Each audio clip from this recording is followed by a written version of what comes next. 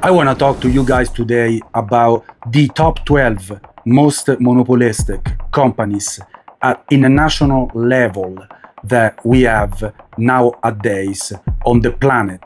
This is going to be a comprehensive guide that combines the market share, core modes, pricing power, and self-sustaining ecosystems to show exactly what makes them the most profitable forces on the planet. And stay up until the very end because I have an incredibly value bonus for you guys. Let's go. Number 12, Axon. Axon Enterprise, formerly known as Taser International, holds a near total 95% market share in conducted energy devices like tasers and controls a dominant 70 to 75% market share in law enforcement, body-worn and fleet cameras. Its economic moat relies on extreme brand dominance, deep regulatory judicial integration, and exceptionally high consumer switching costs. For public safety departments, Axon is effectively the default operating infrastructure. Axon has masterfully transitioned from a basic hardware manufacturer into the absolute sovereign of public safety SaaS. They operate an end-to-end hardware-to-cloud computing pipeline, sensors, capture, cloud hosting, data analytics, and AI workflow. Police departments purchase Axon's physical products, tasers, body cams, and fleet systems under multi-year agreements called Officer Safety Plans. These contracts bundle the hardware together with a required long-term software subscription to Axon Evidence, evidence.com. The secure cloud environment where all video footage and dispatch data must be stored, managed, and prepared for legal prosecution. Once a law enforcement agency or local government records hundreds of terabytes of secure chain of custody video evidence on Axon's cloud, moving to a competitor is an operational nightmare. It would require migrate sensitive, legally mandated core data to an unverified network. Leveraging this lock-in, Axon has layered back advanced AI tools like Draft1 into the ecosystem, which uses generative AI to instantly draft police reports directly from body cam footage. This slashes officer paperwork time, giving Axon a massive B2B pricing power. Because agency exhibit an astonishing 95% contract renewal rate, Axon generates predictable compounding annual recurring revenue ARR, while physical hardware carries standard production overhead. Axon's SaaS and cloud software segment operates at staggering gross margin exceeding 80%, driving consecutive quarters of over 30% revenue growth and fueling a multi-billion-dollar backlog of future contracted bookings. Number 11, Live Nation Entertainment. Live Nation Entertainment is the undisputed tyrant on the global live music and entertainment industry. It directly controls over 70 to 80% of primary ticketing for major US venues via Ticketmaster and manages or promotes over 55,000 shows globally per year. Its moat is a masterfully engineered combination of vertical integration, multi-year exclusive venue contracts, and a deep systemic control over the talent pool. Live Nation doesn't just sell tickets.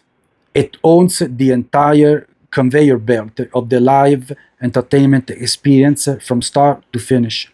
It operates a four-tiered vertical pipeline: artist management, concert promotion, venue ownership, Ticketmaster platform. Live Nation manages or promotes the world's top tier touring artists. If an independent venue in a major territory wants to host this massive high grossing tours, Live Nation can make the booking contingent on that venue, signing an exclusive long-term primary ticketing contract with Ticketmaster. These contracts traditionally lock down 100% of the venue ticket inventory for up to a decade, rendering competitors completely unable to bid for a space. Because fans have no choice or platform to buy tickets for their favorite artists, Ticketmaster possesses immense pricing power. While its overall adjusted operating income AOR margins of roughly 37% on pure fee generation. This is paired with an ultra lucrative sponsorship and advertising wing that boost a 64% operating margin by selling premium corporate access to its captive audience. Even when facing massive regulatory and antitrust crackdowns, including landmark DOJ lawsuits and international parliamentary probes targeting their exclusivity terms, Live Nation's ecosystem remains incredibly resilient. Because they hold billions of dollars in deferred revenue, money collected from fans for future shows before the concert even happens, they possess a permanent pool of interest-free capital to continually buy up independent venues, international festival, and the emerging ticketing platform sustaining their global flywheel. Number 10, FICO, Fair Isaac Corporation. FICO is the undisputed credit sovereign of the US financial system. Over 90% of all premier lending decisions in the United States, spanning mortgages, auto loans, and credit cards, rely explicitly on a FICO score. Its moat is an absolute institutional standard, historically cemented by federal mandates, resulting in a near total data monopoly over consumer credit verification. FICO sits at the center of a data verification flywheel that completely binds lenders and the three major credit bureaus: Equifax, Experian, TransUnion. For nearly 3 decades, government-backed security like Fannie Mae and Freddie Mac legally mandated that any home loan they purchase must use a traditional FICO score. Because banks and mortgage originators must sell their loans to these secondary markets to maintain liquidity, they were structurally forced to hardwire FICO directly into their automated underwriting software. Because it is an unshakable institutional standard, FICO enjoy unparalleled pricing power. They can enforce massive wholesale price hikes on their scores, such as doubling wholesale pricing structure in recent cycles, knowing lenders cannot simply stop ruling credit scores without freezing their entire loan origination pipeline. Even with regulators attempting to introduce alternatives like VantageScore, to create a duopoly, FICO's legacy, data integrations keep it completely dominant because generating an algorithmic score requires almost zero variable cost once the software is built. FICO converts this market leverage into a massive cash engine, boosting non-GAAP operating margin of 65%. Number 9, TransDigm Group, TDG. TransDigm does not operate in a single massive monopoly. Instead, it is a conglomerate of thousands of individual, highly engineered micro-monopolies across the aerospace sector. Approximately 80% of TransDigm revenue is derived from sole source parts, meaning that they are the only company on the planet legally certified or physically capable of manufacturing that specific components. Its moat is built on extreme regulatory switching cost, FAA certification, and an absolute lack of substitutes. The ecosystem flywheel, TransDigm's ecosystem, is anchored to the decades-long operational life cycles of commercial and military aircraft. When Boeing, Airbus, or the military designs an aircraft, they incorporate thousands of niche components, valves, pumps, connectors, igniters. TransDigm acquires these small engineering firms that own the patents to those specific parts. Once the aircraft is delivered, it remains in service for 20 to 30 years. As those parts naturally wear out over time, the aircraft operators must replace them with identical certified parts. TransDigm intentionally targets low-ticket, high critically parts. A replacement sensor might only cost $3,000, a negligible fee for a commercial airline. However, if that sensor fails, the entire multi-million-dollar aircraft is legally grounded, costing the airlines tens of thousands of dollars per day in lost revenue. Because the part is vital and its relative cost is small, buyers exhibit near zero price sensitivity.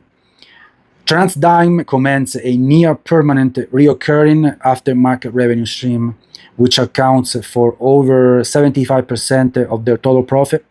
They exploit this dynamic to enforce aggressive price hikes, allowing an industrial manufacturing firm to post staggering software-like EBITDA margins of 52%. They take this predictable cash flow, carry heavy corporate leverage, and buy out more sole source aerospace firm to feed the wheel. Number 8, EssilorLuxottica. Luxottica is a masterfully hidden consumer monopoly, controlling over 80% of the world's major luxury eyewear brands, retail chains, and vision insurance networks.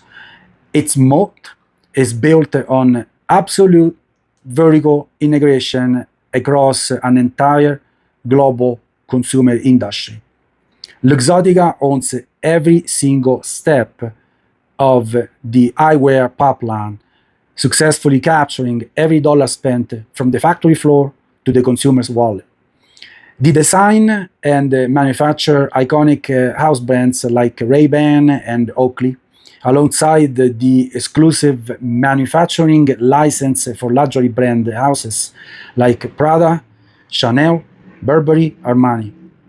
They then route these products directly into the world's largest retail storefronts, which they also own, including Sunglass Hut, LensCrafters, Pearl Vision, and Target Optical. To completely seal the loop, Luxottica owns IMED, one of the largest vision insurance providers in the United States. When a consumer goes to a doctor, their insurance plan steers them directly to a Luxottica-owned retail store, where they are sold a frame manufactured in a Luxottica factory. By owning the factory, the retail shelf, the doctor's office, and the insurance payment rail, Luxottica completely blocks independent eyewear designers from gaining market traction.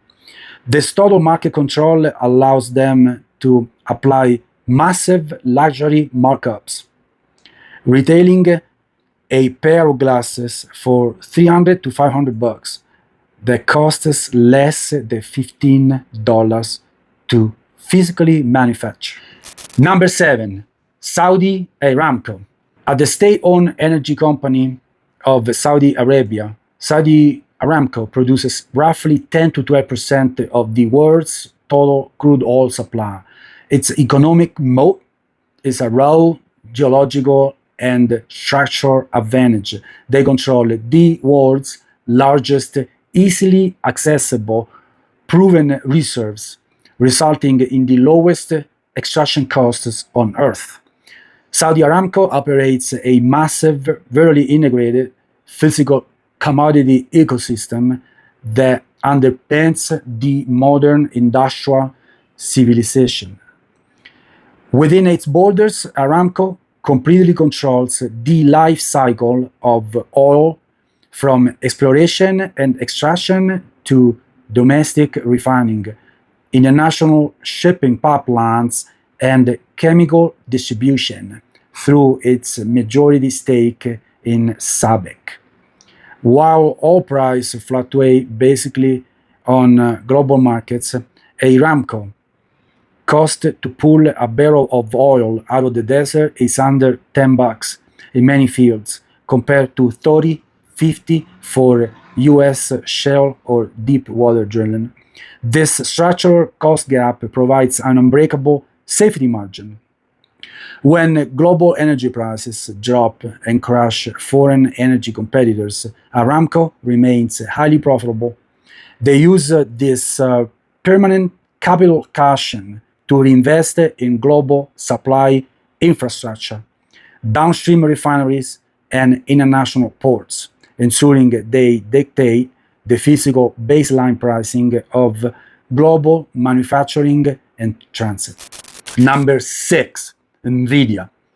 NVIDIA commands an estimated 80 to 90% market share in the data center AI chip accelerator market. While their hardware engineering is elite, their true unbreakable moat is a full stack monopoly consisting of hardware deeply integrated with a proprietary software layer. In 2006, NVIDIA launched CUDA, Compute Unified Device Architecture, a proprietary software platform that allows developers to harness graphic cards for intense parallel data computing. For nearly 2 decades, every major artificial intelligence researcher, data scientist, and academic institution built their software libraries, LLMs, and coding framework exclusively on top of CUDA. If a cloud provider wants to buy AI hardware today, a competing chip from AMD or Intel might look cheaper on paper. However, because their entire global software developer ecosystem is completely optimized for CUDA, running on existing software on a competitor's chip would require rewriting millions of lines of codes. NVIDIA doesn't just sell silicon, they sell a unified computing ecosystem. This software lock-in renders their hardware completely non-commoditized, giving them the pricing power to sell AI data center clusters at historic gross margins of over 75%. Number 5, TSMC, Taiwan Semiconductor Manufacturing Company.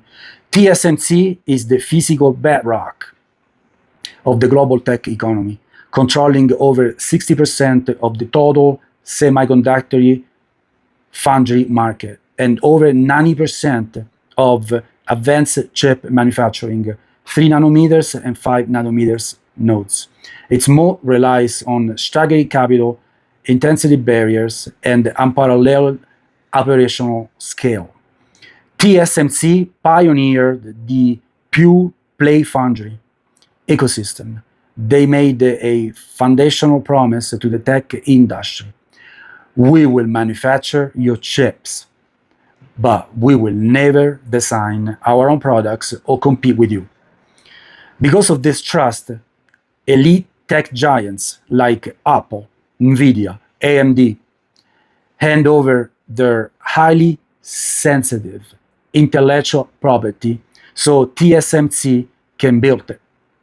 By pulling the manufacturing volume of almost every major tech firm on Earth, TSMC generates unparalleled cash flows. TSMC takes this capital and immediately pours tens of billions of dollars back into researching next generation atomic scale printing. No single competitor can match this R&D flywheel.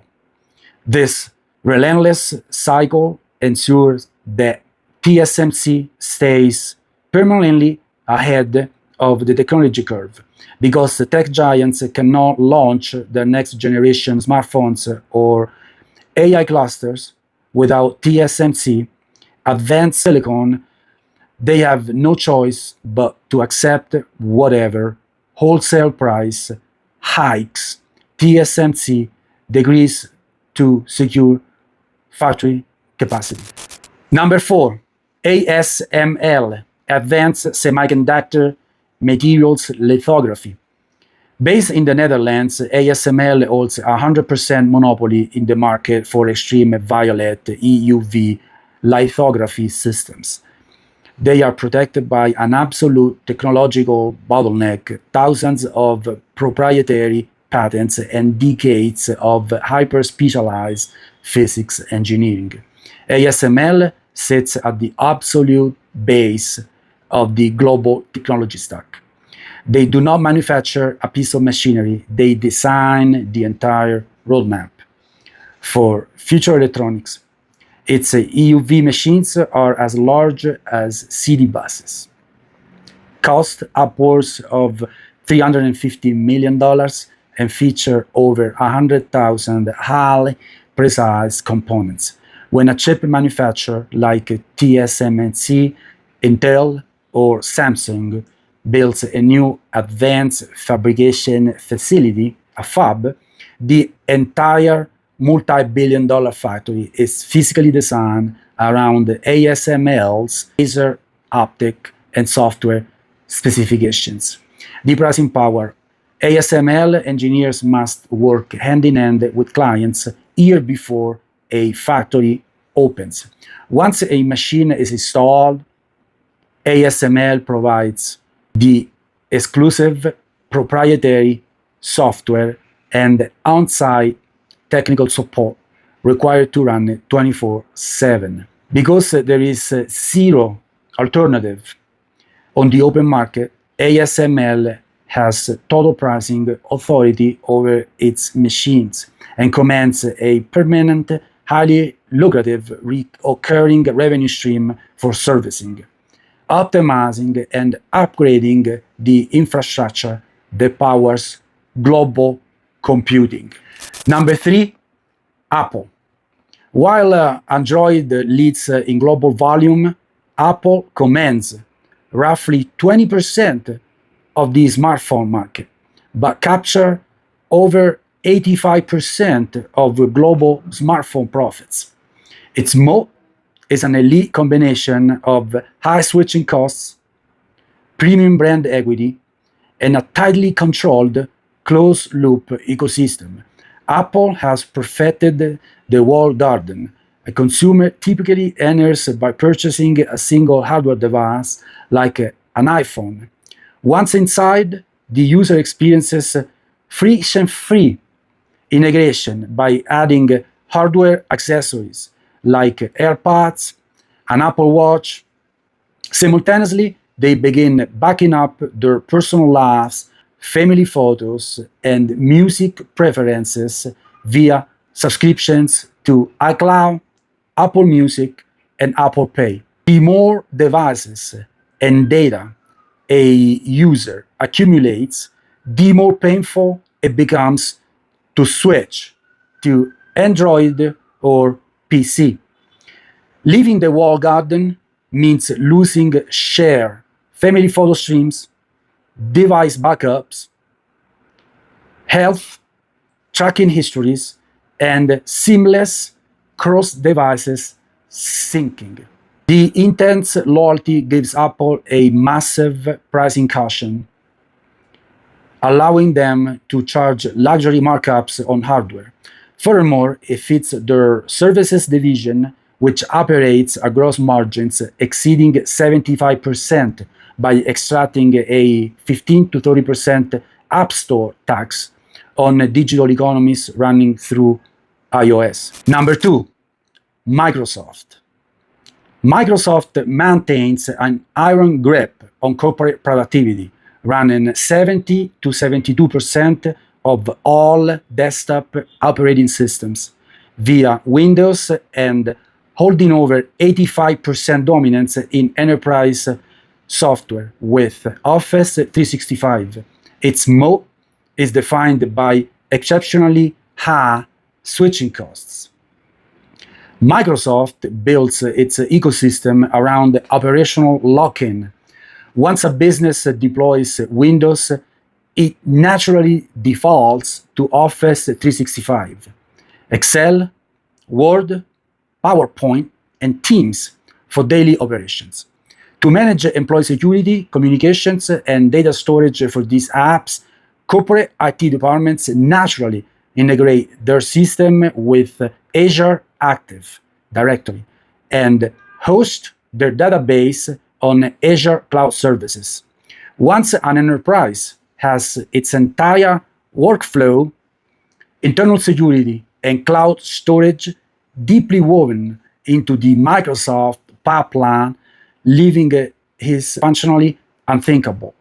Migrating a Fortune 500 company to a competitor risks massive downtime, employee retraining, and data loss.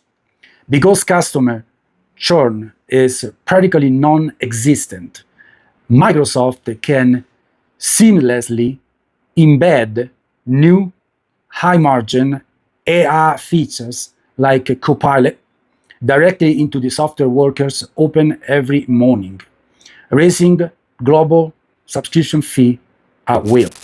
Number one, Alphabet, parent company of Google. Alphabet commands 90 to 92% of the global search engine market share, effectively operating as the primary gatekeeper to the internet. Its core moat is built on massive network effects and an insurmountable lead in consumer data collection. Because it captures the vast majority of the global user intent, it forms an unbreakable advertising monopoly. Alphabet ecosystem is a massive user acquisition funnel fueled by a self-reinforcing data loop. Free, high-utility tools like Android, powering about 70% of smartphones globally, Google Maps, Gmail, Google Drive, Chrome, and YouTube pull billions of daily users into the ecosystem. More users using these free services means more behavioral data. This data allows Google to refine its targeting algorithms, making Google Ads the most effective digital billboard on earth. Businesses are forced to aggressively outbid one another in real-time auctions to win visibility, allowing Alphabet to maintain operating margins of 25 to 30%. The immense cash generated from ad auctions directly subsidize their enterprise division, Google Cloud, transforming a heavy infrastructure play into a highly profitable powerhouse that locks business into their cloud architecture. Now, for all of you guys that stayed up until the end, I have a bonus for you. Not one, but two. Are you ready for it? Bonus number one, I want to share with you a very interesting company that has monopoly-like characteristics. Strictly speaking, this one company is not a legal monopoly in the traditional sense. It's not a single company controlling an entire consumer market, like utility companies or historical rail giants. However, this one company business model frequently is placed at the center of fierce antitrust and monopolization lawsuits. What company is it? Are you ready? Drum roll. InterDigital, ADCC, the ticker. The tension stems from a very specific legal and technological reality. Standard Essential Patents, SEPs. And this is how it breaks down. InterDigital does not manufacture microchips or smartphones. Instead, they are a research and development company that owns thousands of patents. Many of these patents cover the core baseline tech required for modern connectivity, such as 3G, 4G, 5G, Wi-Fi, and video compression. When a tech standard is set by international bodies, certain patents become standard essential patents. If a company wants to build a smartphone, a connected vehicle, or a streaming platform like Disney Plus or Hulu, it must use these standards. There is no legal way to design around them. Because you cannot bypass an SCP, owning one grants the holder a form of inherent localized monopoly over that specific slice of tech. They keep getting sued. Major technology implementers frequently argue that InterDigital crosses the line.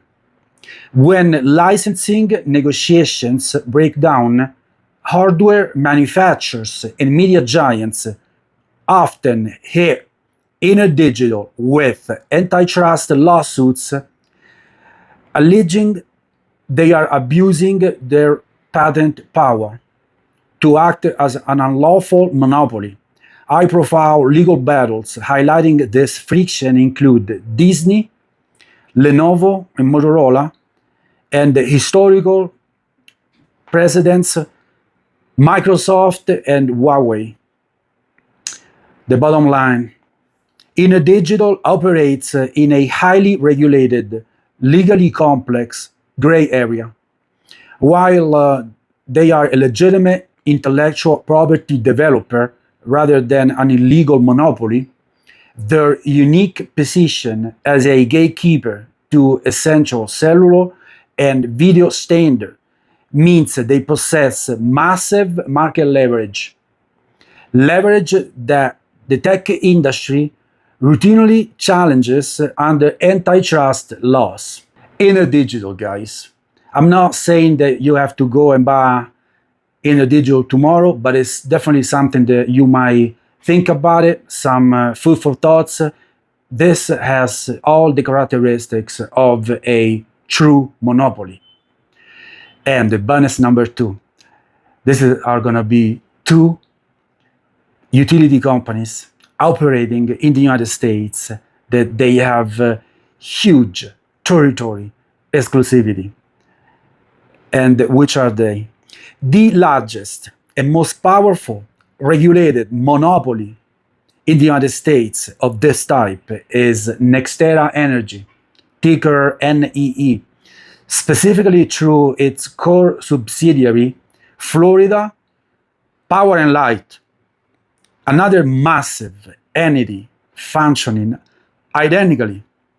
Number two, Duke Energy trades under the ticker DUK, which holds exclusive territorial monopolies across parts of the Carolinas, Florida, and the Midwest. And of course, most of you guys might be very familiar with those two utility companies. Nextera Energy, Florida Power and Light. Nextera Energy is the largest utility holding company in the world. It operates under a highly lucrative dual model. FPL, which is a pure legally protected electric monopoly, serving over 12 million people, 5.9 million customer accounts in Florida. And NextEra Energy Resources, which is the world's largest competitive producer of wind and solar power. And of course, Duke Energy, headquartered in Charlotte, North Carolina, another massive regulated powerhouse. It holds exclusive territorial monopolies, serving 8 million electric customers across North Carolina, South Carolina, Florida, Indiana, Ohio, and Kentucky, along 1.6 million natural gas customers. Duke Energy has recently modified its entire corporate strategy to address the overwhelming amount of advanced manufacturing and AI data centers moving into the American Southeast. Of course, data centers are going to require a lot of power to operate, like everyone knows. But regardless, I feel like wrapping up the video here. I hope this was helpful. I hope that you can get some good insights from the video, some food for thoughts. Those are, in my opinion, the most monopolistic companies as of now that we have. They could be very great companies if you want to buy their individual stocks. I would recommend that you guys do all your due diligence. If you have any comments, questions, feel free to reach out. I'm here for you guys. Peace out.